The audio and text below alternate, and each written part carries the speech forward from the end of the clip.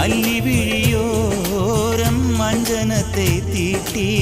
அந்தி வண்ண பின்னல் மீது தாழை மலர் சூட்டி ஆதி முதல் அந்தம் ஆபரணம் பூட்டி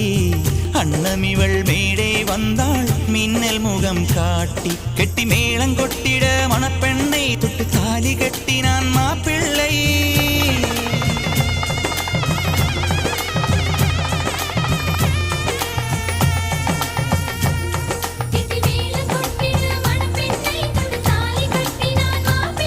இந்த ஏழை நெஞ்சமும் நீ வாழ என்றும் பூக்கள் தூவும்